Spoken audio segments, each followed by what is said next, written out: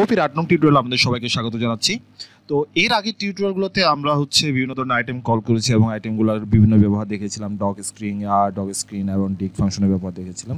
তো আজকে আমরা একটা নতুন ছোট একটা অপশন নিয়ে কাজ করব। সেটা হচ্ছে, ধরুন যে আমি এখানে প্রতিবারই আইটেম 1, আইটেম 2, আইটেম 3 এভাবে করে অ্যাড করছি, এবং আমার জন্য একটা সুবিধা হতো যদি আমি এই আইটেমগুলোকে একটা লিস্টে পেয়ে যেতাম, তাহলে আমার জন্য একটা সুবিধা হতো। তো এই লিস্টটা পাওয়ার জন্য আমরা আসলে কীভাবে কাজ করতে পারি? তো লিস্টটা পাওয়ার জন্য আমরা যেটা করতে পারি, ক্লাস লেভেলে আমরা একটা লিস্ট তৈরি করতে পারি, ব্ল্যাঙ্ক লিস্ট, এবং সেটা একটা ব্ল্যাঙ্ক লিস্ট তৈরি করে নিলাম। এখন ব্ল্যাঙ্ক লিস্ট তৈরি করার পরে স্বাভাবিকভাবে কি এই ব্ল্যাঙ্ক লিস্টের মধ্যে যখনই নতুন আইটেম বা নতুন ইনস্ট্যান্স ক্রিয়েট হবে তখনই আমরা কি এই ব্ল্যাঙ্ক লিস্টের মধ্যে অ্যাপেন্ড করে দিব, তাহলে কিন্তু আমাদের পাওয়া সম্ভব। তাহলে আমি এই যেটা যখন ক্রিয়েট হয়, যখন একটা ক্লাস প্রথম ইনস্ট্যান্স যখন ক্রিয়েট হয়, তখন আমরা জানি যে ইনিট ফাংশনটা প্রথমবার কাজ করে ফেলে। তার মানে আমরা এটা খুব ভালো আইডিয়া হতে পারে, সেটা আমরা চাইলে এখানেই আমরা অ্যাপেন্ড করে নিতে পারি। তো আমি এখানে একটা কমেন্টটাকে লিখে দেই, এটা action to append the list, এবং সেখানে আমরা লিখলাম আমার ক্লাসের নামটা লিখতে হবে প্রথমে, যেহেতু আমি অলটাকে অ্যাক্সেস করব।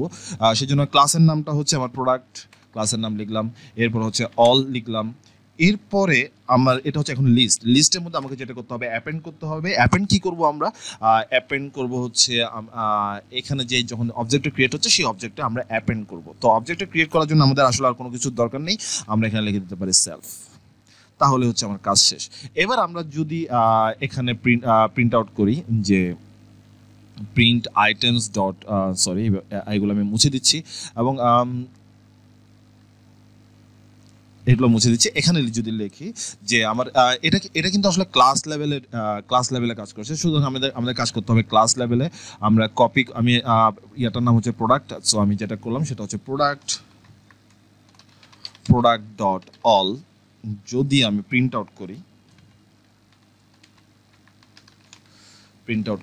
তাহলে আসলে কি আসে আমরা একটু দেখি, যে প্রোডাক্ট ডট অল, দেখেন এখানে আমার পুরো লিস্টটা চলে আসছে, এবং সেই লিস্টটা এটা লিস্ট 1, এরপর লিস্ট 2, এবং এরপর লিস্ট 3, এভাবে করে আমার 3টা আইটেম এখানে দেখাচ্ছে একটা, এবং এটা সেকেন্ড আইটেম, এবং এটা থার্ড আইটেম, এবং এটা টোটাল 3টা অবজেক্ট দেখা যায়। যদিও এটা আসলে রিডেবল না, হিউম্যান রিডেবল না, কিন্তু কি আমরা একটা লিস্ট তৈরি করতে পারছি। আপনি চাইলে এটা হিউম্যান রিডেবল করার জন্য আরো অনেক ধরনের প্রসেস আছে, ওই প্রসেসগুলো নিয়ে আমরা পরবর্তী ভিডিওতে আলোচনা করব। তবে আপাতত আপনি চাইলে এখানে কি ফর লুপ চালাতে পারেন, যেমন ফর আমি লিখলাম ফর অবজেক্টস, ফর এটা দিলাম instance in product dot all, তাহলে আমি লিস্টটাকে পেয়ে গেলাম। এরপর আমি লিখলাম প্রিন্ট ইনস্ট্যান্স ডট আমার নেমটা দরকার, তাহলে আমি নেমটা প্রিন্ট করলাম, এবং এটাকে আমি কমেন্ট আউট করে দিচ্ছি। এবং এরপরে যদি আমি রান করি তাহলে যেটা আসবে, দেখেন মোবাইল ফোন, ল্যাপটপ, মানিব্যাগ, অর্থাৎ আমার 3টা অবজেক্টের নাম কিন্তু চলে আসছে। এবং আমি চাইলে এখানে শুধু অবজেক্ট না, আমি কমা দিয়ে যেটা করতে পারি, ইনস্ট্যান্স ডট এটা কি হতে পারে, প্রাইস, এটাও আমি অ্যাক্সেস করতে পারি।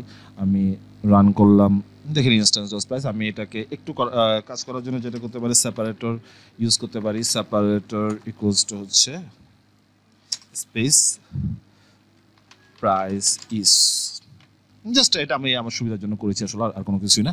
এটা আপনি আপনার মধ্যে mobile phone prices 8,000, laptop prices 1000, এবং এটা 280। তো আশা করছি এই অলের ব্যবহার সম্পর্কে আপনাদের মোটামুটি অবগত হয়েছে।